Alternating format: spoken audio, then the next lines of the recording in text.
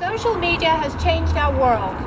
It has connected people in ways not possible 10 years ago and has revolutionized the way we see government.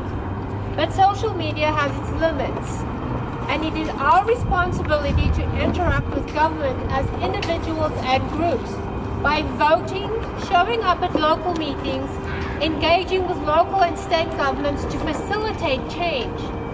We need to show our faces and have our voices heard. We need to be both persistent in the cyber world and the real world. If we want change, we can't afford to be complacent. We the people have allowed government to run amok without a harness. We have allowed government to invade our lives. The realization of such abuse of power by a trusted government agency hit Sean Kendall full force on June 18th, when something valuable was stolen from him.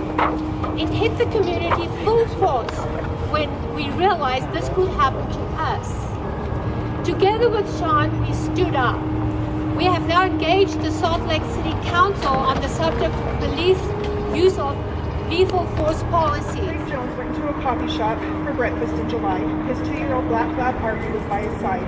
He parked his van in the parking lot behind the coffee house so Harvey could have some shade. He made sure to leave the window partially down before going inside to eat. When his meal was over, Jones, Harvey's owner, walked back to his van and noticed the window was broken. He initially thought someone had punched out the window, thinking that somebody may have thought his dog was hot.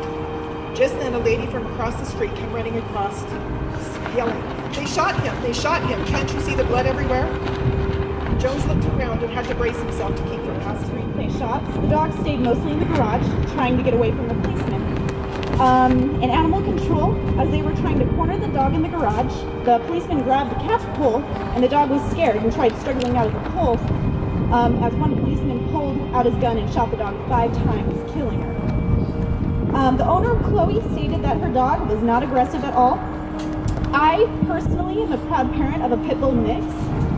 My name is Brett Black. I'm running for state representative here in Utah, District 44. I've been absolutely saddened when I look at the world that we live in today.